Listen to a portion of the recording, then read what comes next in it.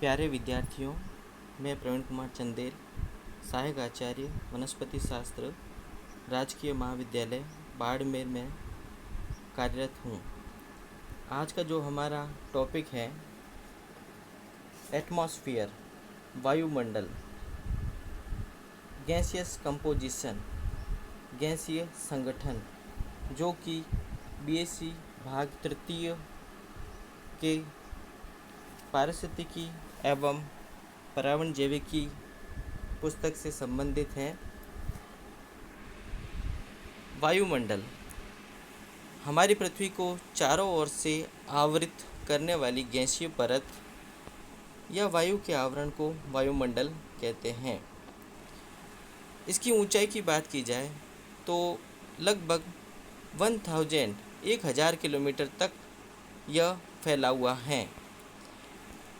अगर हम इसके संगठन पे आ जाएं, वायुमंडल का संगठन, तो वायुमंडल की परतों में मुख्य रूप से नाइट्रोजन एवं ऑक्सीजन का मिश्रण पाया जाता है। अगर हम ऊंचाई पर जाएं तो 150 किलोमीटर की ऊंचाई से अधिक वाले क्षेत्रों में हाइड्रोजन व हीलियम गैस की अधिकता मिलती है। वायुमंडल का जो मुख्य कार्य है, सूर्य से पृथ्वी पर आने वाली विकिरण ऊर्जा को छानना एवं मौसम व जलवायु का स्थायीकरण तथा धरती की सतह को ऊष्मा से बचाना है। अगर हम इसमें उपस्थित प्रमुख गैसों की बात करें तो नाइट्रोजन 78.08, ऑक्सीजन 20.95, ऑर्गन 0.93 और सबसे कम कार्बन डाइऑक्साइड 0.03% रूप में पाई जाती हैं। इन गैसों के अलावा कुछ गैसें ऐसे भी हैं जो बहुत कम मात्रा में पाई जाती हैं, जैसे neon, helium, krypton, xenon, hydrogen, methane, nitrous oxide एवं ओजोन। इन गैसों के अतिरिक्त वायुमंडल में लगभग 4% मात्रा में जल वाष्प पाई जाती हैं। इसके साथ ही कुछ वायु प्रदूषणकारी गैसें जैसे sulphur dioxide, carbon monoxide, ammonia, nitrous oxide, hydrogen sulphide, methane आदि भी वायुमंडल में विद्यमान हैं। इन गैसों एवं जल वाष्प के अतिरिक्त ठोस कण भी वायुमंडल में पाए जाते हैं, जो धूल, धुआं, कवक बीजाणु, परागकण एवं अन्य पौधों के बीजाणु के रूप में पाए जाते हैं। वायुमंडल में उपस्थित गैसें पृथ्वी पर मौजूद प्राणियों एवं पेड़ पौधों के लिए अत्यंत आवश्यक हैं, क्योंकि पृथ्वी पर निरंतर नाइट्रोजन, हाइड्रोजन, ऑक्सीजन व कार्बन डाइऑक्साइड के चक्र संचालित होते रहते हैं। यह चक्र वायुमंडल, मृदा एवं प्राणियों के बीच में देखे जा सकते हैं। इन चक्रों के परिणाम स्वरूप प्रकृति में संतुलन बना रहता है।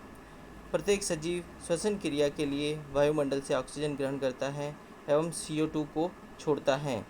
इसी के साथ स्वपोषी पादपों की बात की जाए तो वो प्रकाश संश्लेषण द्वारा वायुमंडल से CO2 लेते हैं और ऑक्सीजन को वापस वायुमंडल में छोड़कर संतुलन को बनाए रखते हैं। इसके अतिरिक्त नाइट्रोजन स्थिरीकारी जीवाणु एवं नीलहरित शैवाल भी पाए जाते हैं, जिनका कार्य नाइट्रेट एवं नाइट्राइट का निर्माण करना होता है। श्वसन क्रिया समस्त जीवनधारियों के में निरंतर अर्थात दिन एवं रात सभी समय संचालित होने वाली प्रक्रिया है। वायुमंडल में उपस्थित ऑक्सीजन की सांद्रता प्राय पेड़ पौधों के वितरण एवं उनकी वृद्धि को भी नियंत्रित करती है। तो इस तरह से हम देख सकते हैं कि जो वायुमंडल है उसमें जो उपस्थित गैसें हैं वो हमारे लिए कितनी उपयोगी रहती हैं। वायुमंडल में अगर हम बात करें प्रतिशत के हिसाब से तो सर्वाधिक मात्रा नाइट्रोजन गैस की है, 78% पाई जाती है, लेकिन इसके निष्क्रिय होने से पौधों पर इसका सीधा प्रभाव नहीं पड़ता है। यद्यपि प्रोटीन, क्लोरोफिल एवं एंजाइम संश्लेषण में प्रयुक्त होने के अतिरिक्त नाइट्रोजन वृद्धि, प्रजनन एवं श्वसन जैसी महत्वपूर्ण जैविक क्रियाओं में काम आती हैं। फिर भी ये प्रत्यक्ष रूप से या सीधे ही पादप कोशिकाओं द्वारा अवशोषित नहीं होती हैं। संगठन के बाद अगर हम बात करें वायुमंडल की संरचना की,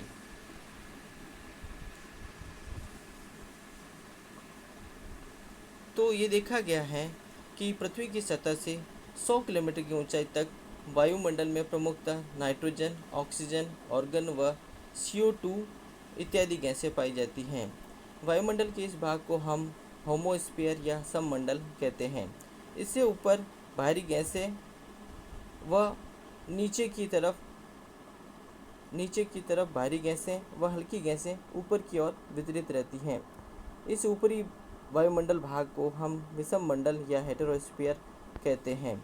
गैसों के वितरण के आधार पर वायुमंडल के स्तरीकरण को देखा जा सकता है, जिसे हम निम्न 5 भागों में बांट सकते हैं: क्षोभ मंडल, स्थिर मंडल, मध्य मंडल, तापमंडल और बहिर्मंडल। सबसे पहले हम जब बात करें क्षोभ मंडल की, तो क्षोभ मंडल यह वायुमंडल की सबसे नीचे वाली परत है। इसकी सर्वोच्च या सबसे ऊपरी सीमा को हम क्षोभ सीमा कहते हैं।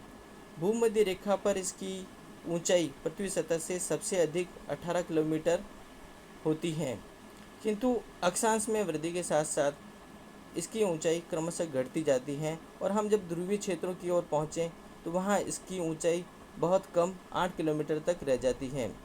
क्षोभ मंडल में ये देखा जाता है कि तापमान की ह्रास दर देखी जाती है कि जैसे जैसे हम ऊंचाई पर जाते हैं वैसे वैसे तापक्रम घटता जाता है। यह देखा गया है कि 165 मीटर ऊंचाई पर तापमान लगभग 1 डिग्री सेल्सियस कम हो जाता है, जिसको हम सामान्य ह्रास दर या लैप्स रेट कहते हैं। क्षोभ मंडल में सबसे कम तापक्रम भूमध्य रेखा पर होता है, क्योंकि यहाँ इसकी ऊंचाई सर्वाधिक होती है। सभी जीवधारियों के लिए वायुमंडल की यह परत सर्वाधिक महत्वपूर्ण होती है, क्योंकि वायुमंडल की सर्वाधिक 75% मात्रा इसी मंडल में समाहित है। यहाँ पर विभिन्न प्रकार की मौसमी घटनाएं जैसे बादलों का बनना, बिजली का चमकना, आंधी तूफान उठना आदि सभी इसी मंडल के अंदर संपन्न होते हैं। क्षोभ मंडल के बाद अगर हम बात करें तो दूसरा जो मंडल है वो है स्थिर मंडल। इस मंडल की अगर हम बात करें तो क्षेत्र सीमा 30 किलोमीटर तक देखी गई है। इसकी सीमा को भी हम स्थिर सीमा कहते हैं। क्षोभ सीमा के ऊपर अर्थात पृथ्वी की सतह से 21 से 50 किलोमीटर के बीच में इस मंडल को माना जाता है, जिसके अंदर ऊंचाई पर तापमान या तो अपरिवर्तित रहता है या बहुत धीरे धीरे बढ़ता है। इसलिए वायुमंडल के इस भाग को हम समताप स्तर या समताप मंडल के नाम से, आइसोथर्मल लेयर के नाम से जानते हैं। ओजोन मंडल या ओजोन गैस की अधिकता पृथ्वी की सतह से 15 से 45 किलोमीटर की ऊंचाई तक होती है, लेकिन सर्वाधिक जब सांद्रता की बात की जाए तो पृथ्वी की सतह से 22 किलोमीटर की ऊंचाई के आसपास सबसे ज़्यादा ओजोन गैस पाई जाती है। ओजोन गैस का जो मुख्य कार्य है वो सूर्य से आने वाली अल्ट्रावायलेट रेज, पराबैंगनी किरणों को रोकना है, उसको सोखती हैं, जिससे स्थिर मंडल के तापमान में बढ़ोतरी होती है। स्थिर मंडल में वायु का लगभग 24% भाग पाया जाता है। शेष 1% हिस्सा इससे ऊपर के वायुमंडल परतों में पाया जाता है। स्थिर मंडल के बाद जो मंडल आता है वो मध्य मंडल है। इसकी ऊंचाई की बात की जाए तो ये आपके 30 किलोमीटर से 80 किलोमीटर के मध्य पृथ्वी सतह से पाया जाता है। इसकी ऊपरी सीमा को मध्य सीमा कहते हैं। इस परत के अंदर तापमान तेज़ी से कम होता है। 80 किलोमीटर की ऊंचाई पर तापमान करीब -100 डिग्री सेल्सियस तक पहुंच जाता है। मध्य मंडल का प्रमुख कार्य सूर्य की किरणों की रेडियो तरंगों को अवशोषित करने का है। मध्य मंडल के बाद में आता है हमारा 4th नंबर लेयर या चौथे नंबर का मंडल, आयन मंडल या तापमान मंडल। मध्य मंडल से ऊपर उपस्थित वायुमंडल की परत को आयन मंडल या थर्मोस्फीयर कहते हैं। यह पृथ्वी की सतह से लगभग 80 किलोमीटर की ऊंचाई पर अवस्थित हैं। मध्य मंडल से ऊपर थर्मोस्फीयर में जैसे जैसे ऊंचाई बढ़ती है तो इसके साथ ही तापमान में भी क्रमिक रूप से वृद्धि होती है। इसकी ऊंचाई 400 किलोमीटर तक मानी जाती है। यहाँ का संपूर्ण वायुमंडल पराबैंगनी किरणों की प्रक्रिया के द्वारा आयनीकृत होकर पर्याप्त मात्रा में स्वतंत्र इलेक्ट्रॉन निर्मित करता है। अधिक उच्च अक्षांशों पर दिखाई देने वाला रंग बिरंगा प्रकाश भी आयन मंडल में ही उत्पन्न होता है। ध्रुवीय प्रदेशों में यहाँ 6 माह की रात्रि होती है। वहाँ के निवासी आयन मंडल द्वारा उत्पन्न रंग बिरंगी गुलाबी और बैंगनी रंगों में ही इस अवधि में अपना कार्य संपन्न करते हैं। सबसे अंतिम जो वायुमंडल की परत है या मंडल है वो है बहिर्मंडल। यह आयन मंडल से भी ऊपर अवस्थित अर्थात वायु की सबसे बाह्य परत है। इसके अंतर्गत आयन मंडल का ऊपरी भाग, जिसमें कुछ हवा के कण आयनीकृत नहीं हो पाते, वे इसमें पाए जाते हैं और बहिर्मंडल का निर्माण करते हैं। इसकी ऊंचाई या इसकी सीमा की बात करें तो 400 से 1000 किलोमीटर तक की ऊंचाई मानी जा सकती है। यहाँ पर हाइड्रोजन अणुओं के द्वारा कॉस्मिक किरणों की प्रक्रिया से हीलियम का निर्माण होता है एवं इसके अतिरिक्त यहाँ गुरुत्वाकर्षण बल समाप्त हो जाता है। यह हमारी पृथ्वी के वायुमंडल की अंतिम परिसीमा है, जिसके पश्चात वायु तत्व समाप्त हो जाता है। उपरोक्त विवरण से स्पष्ट होता है कि क्षोभ मंडल या ट्रोपोस्फियर में जो गैसीय मिश्रण उपस्थित होता है उसे वायु कहते हैं तथा यह पृथ्वी के जीवन में प्राणों का संचार करती है और प्राणदायिनी कहलाती हैं। पवन तथा इसका वनस्पति पे प्रभाव।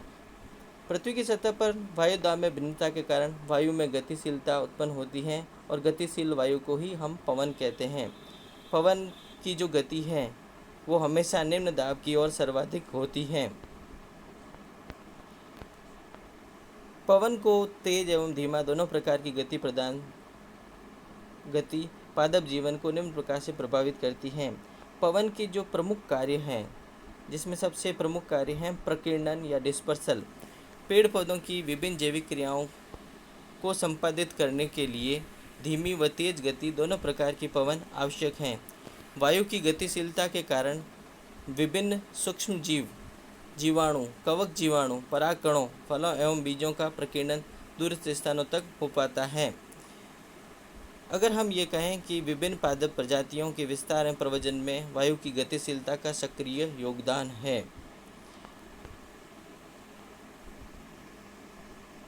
किसी भी पौधे के बीज या एक से अधिक पादप प्रजातियों के बीज परिपक्व होने के पश्चात किसी एक ही स्थान पर एकत्रित हो जावे तो उनमें प्रतिस्पर्धा प्रारंभ हो जाती है। इस प्रतिस्पर्धा को कम करने में वायु या पवन का अत्यंत महत्वपूर्ण योगदान रहता है।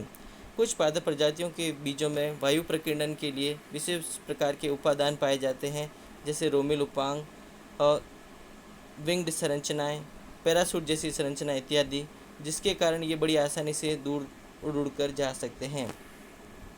दूसरी महत्वपूर्ण प्रक्रिया है परागण। अनेक उच्च वर्गीय पौधों में वायु के द्वारा भी परागण देखा गया है, जिसको हम विंड पॉलिनेशन या एनिमोफिली कहते हैं। प्राय ऐसे पौधों में परागकणों का निर्माण भी अत्यधिक मात्रा में होता है तथा ये वजन में बहुत हल्के होते हैं। कुछ पौधे जैसे पाइनस के परागकण रोमिल होते हैं, तो कुछ पौधों जैसे ग्रेमिनी कुल के सदस्यों में पुष्प की वर्तिकाग्र पक्षवत होती हैं। हिमालय पर्वत श्रृंखलाओं के सदाबहार सघन वनों में तो प्राय चीड़ एवं देवदार के परागकण वायुमंडल में तैरते हुए या निलंबित अवस्था में पाए जाते हैं। वायु में इनकी उपस्थिति के कारण पीले रंग की अधिकता दिखाई देती है, जैसे आसमान से गंधक की बरसात हो रही हो। अतः इस अवस्था को हम सल्फर शॉवर या गंधक वर्षा भी कहते हैं। यह परागण की एक रोचक एवं एक अनूठी घटना है। तीसरी जो प्रमुख क्रिया है वो है क्षति। तीव्र वेग से गतिशील पवन के कारण अनेक पेड़ पौधे जड़ सहित उखड़ जाते हैं। अपरिपक्व कलिकाएं, पुष्प तथा पत्तियां गिर जाती हैं। यही नहीं, तेज हवाओं के कारण वृक्षों की सूखी व हरी भरी शाखाएं टूट जाती हैं। कई बार तेज तूफानी हवाओं, आंधियों, चक्रवातों के कारण भी बड़े बड़े पेड़ उखड़ जाते हैं। तो इस प्रकार देख सकते हैं कि तेज गति की पवन पादपों के लिए काफ़ी हानिकारक होती हैं और उनके अंदर क्षति पहुंचाती हैं। घने जंगलों के कारण पवन का वेग अनुमानतः 80% कम हो जाता है। तो हम ये कह सकते हैं कि पेड़ पौधों का कार्य एक तरह से वायु अवरोध के रूप में देखा जा सकता है या उसे विंड ब्रेकर के रूप में यूज किया जा सकता है। और उससे आगे हम बात करें तो शुष्कन, डेसिकेशन, वायु की तीव्र गति के कारण पेड़ पौधों में वाष्पोत्सर्जन की दर बढ़ जाती है। इस प्रकार से पौधों में अत्यधिक जल ह्रास होता है और पत्तियां मुरझा जाती हैं। अधिकांशतः ग्रीष्म ऋतु में इसको अधिकतर देखा जाता है और मरुस्थलीय इसकी जो प्रतिकूल परिस्थितियां उत्पन्न होती हैं उससे दूर करने के लिए मरुस्थलीय आवासों में पौधों के अंदर पत्तियां छोटी पाई जाती हैं, रोमिल होती है और कभी कभार गायब हो जाती है, कांटों में रूपांतरित हो जाती हैं, जिससे वाष्पोत्सर्जन की दर कम हो जाती है और पौधों में शुष्कन का प्रभाव कम हो जाता है। यांत्रिक ऊतकों का निर्माण वायु के तेज वेग के कारण न केवल बाह्य आकार की बल्कि आंतरिक संरचना भी प्रभावित होती है और उसके कारण इसके अंदर विभिन्न प्रकार के ऊतकों का निर्माण होता है।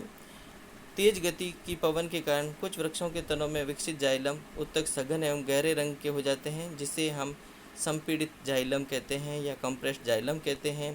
तेज गति की पवन के कारण छोटे शाकीय पौधों में कॉलेनकाइमा या स्थूलकोणोत्तक का निर्माण अधिक मात्रा में होता है। कई बार ये देखा जाता है कि जैसे भूपतन, अधिक तेज गति से जो हवाएं चलती हैं उसके कारण वनस्पति, घास, धान्य फसलें गिर के ज़मीन पर की सतह पर आ जाती हैं। इसलिए ऐसे क्षेत्रों में जहां हवा की बहुत तेज गति होती है वहां संकर गेहूं की बोनी या वामन किस्मों को ही उगाया जाए, जिससे तेज हवा का प्रभाव कम हो सके।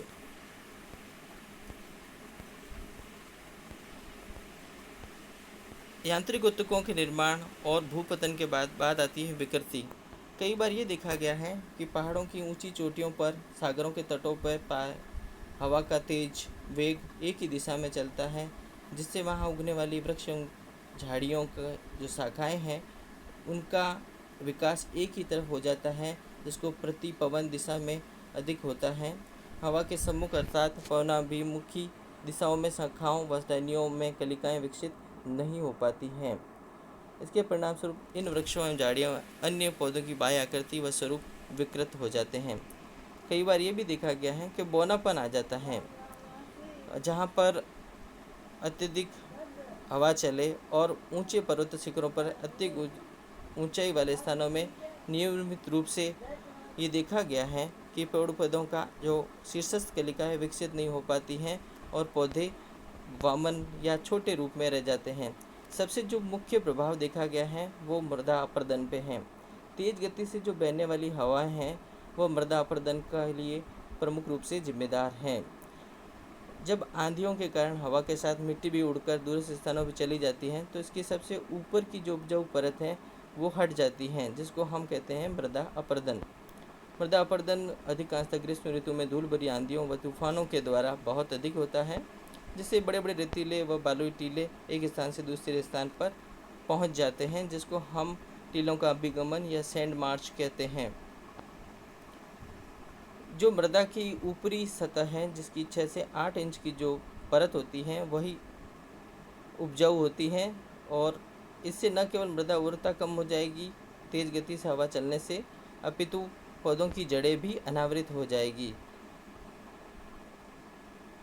धूल भरी आंधियों के कारण पौधों की पत्तियों की सतह पर मिट्टी की परत जमा हो जाती है, जिससे पत्तियों को नुकसान पहुंचता है और इसके कारण प्रकाश संश्लेषण की क्रिया प्रभावित होती है। पर्णरंध्रों के बंद हो जाने या नष्ट हो जाने से गैसीय विनिमय एवं श्वसन क्रिया भी प्रभावित होती है।